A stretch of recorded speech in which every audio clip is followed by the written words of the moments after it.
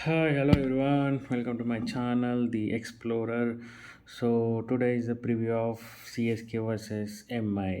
CSK home గ్రౌండ్లో first game ఆడబోతున్నారు and ఇది ఒక పెద్ద ఎల్ క్లాసికో అందరు పెట్టిన పేరు. టూ స్ట్రాంగ్ టీమ్స్ మధ్య జరిగే మ్యాచ్ అది. ఇది ఎంత లైక్ ఎలా అంటే ఒక వార్. సో ఇంత మంచి టీమ్స్ మధ్య మ్యాచ్ జరుగుతున్నప్పుడు వీళ్ళ ప్లేయింగ్ లెవెన్ ఎంత స్ట్రాంగ్ ఉంటే బాగుంటుంది అనేది సో ఒకసారి మాట్లాడుకుందాము. అండ్ పిచ్ విషయానికి వస్తే పోయిన ఇయర్ మాత్రం ఆ, చెన్నై వికెట్లు అనిపించలేదు. స్పిన్ అనేది ఏమాత్రం తగ్గిపోయింది.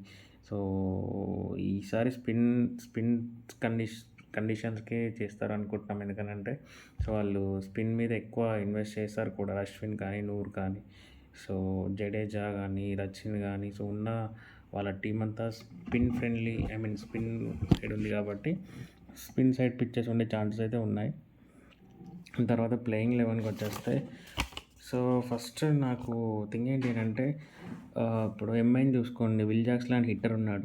బట్ ఇక్కడ సిఎస్కేకి హిట్టర్ ప్రాబ్లం అయితే ఉంది. అది డెత్లో లాస్ట్లో అయినా ఫస్ట్లో అయినా కాన్వే ఉన్నారు.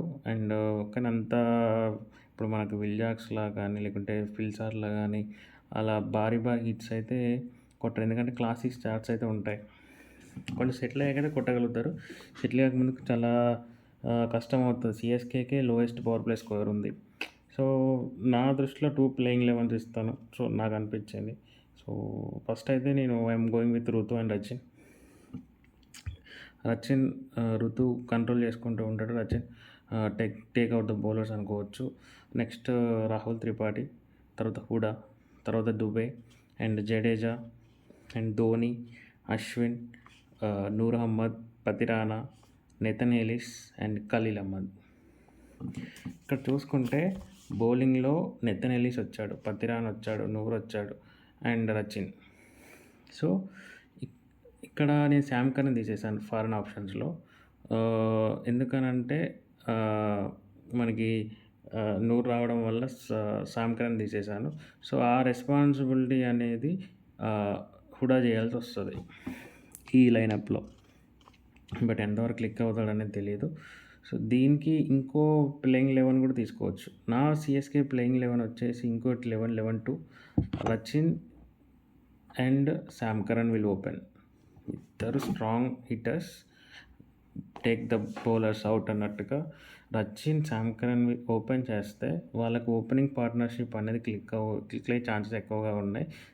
వన్ డౌన్లో రుతురాజ్ రావచ్చు, మనకి ఇన్నింగ్స్ స్టడీ చేసుకుంటాడు. తర్వాత రాహుల్ త్రిపాఠి, తర్వాత దుబే, తర్వాత హూడా లేకపోతే శంకర్, తర్వాత జడేజా, ధోని, అశ్విన్, నూర్ అహ్మద్, తర్వాత ఎలీస్ లేకపోతే ఓర్టన్ అండ్ ఖలీల్ అహ్మద్. ఈ లైనప్లో ఏంటి అంటే ఓపెనింగ్లో హిట్టర్స్ ఉన్నారు అండ్ లాస్ట్లో జడేజా మీద వెళ్ళాల్సి వస్తుంది. సో ఇలా నాకు అనిపించింది. కొంచెం స్టార్టింగ్లో హిట్టర్స్ ఉండాలన్నప్పుడు శామ్ కర్న్ ఓపెనింగ్ చేస్తే బాగుంటుంది అనిపిస్తుంది. ఇక్కడ రచిన్ కానీ కాన్వే కానీ చాయిస్ లేకుండా సో బౌలింగ్ కొంచెం స్ట్రెంత్ అవుతుంది, శామ్ కర్న్తో హిట్టింగ్ చేయించుకోవచ్చు అనే ఆప్షన్ అయితే అనిపించింది నాకు. సో మీకు ఏమనిపించిందో మీరు కామెంట్ చేయండి. అండ్ నెక్స్ట్ ఎంఐ లైనప్కి వచ్చేస్తే వాళ్ళ కెప్టెన్ హార్దిక్ పాండ్యా ఆడట్లేడు కాబట్టి ఫస్ట్ మ్యాచ్కి సో వాళ్ళ ప్లేయింగ్ లెవెన్ వచ్చేసి Rohit, Will Jacks, Surya and Tilak Varma and Naman Dhir and Robin Minz. Jharkhand player, మరో ధోని అంటున్నారు, తెలియదు మరి చూడాలి. సో తర్వాత జాకోబ్స్ తీసుకోవచ్చు. జాకోబ్స్ తీసుకుంటేనేమో ఇంపాక్ట్ ప్లేయర్గా రాజ్బాబు ఉంటాడు. లేదనుకుంటే జాకోబ్స్ని తీసుకోకపోతే టాప్లీ ఆడే ఛాన్సెస్ ఉంటాయి. సో అలాగే కరణ్ శర్మ, శాడ్నర్ అండ్ తర్వాత దీపక్ చార్ సిఎస్కే ప్రొడక్ట్. సో ఫ్రెండ్స్ మధ్య వారనమాట ఇప్పుడు. మళ్ళీ బోల్ట్ కూడా తెచ్చుకున్నారు వీళ్ళు ఫైనల్గా. బూమ్రా ఆడట్లేడు కాబట్టి వీళ్ళకి ఒక ఏమంటారంటే చిన్న థింగ్ అనేది ఉంటుంది. But overall Boult is fine. But డెత్లో ఎవరు ఎలా కంట్రోల్ చేస్తారనేది చూడాలి. హార్దిక్ పాండ్యా ఉంటే బ్యాలెన్స్డ్గా ఉండేది. ఫస్ట్ మ్యాచ్ మరి ఎలా ఆడతారో తెలియదు. ఇదైతే నాకు అనిపించిన ప్లేయింగ్ లెవెన్. మీకు ఏదనిపిస్తే అది కామెంట్ చేయండి. And thanks for watching. Thank you.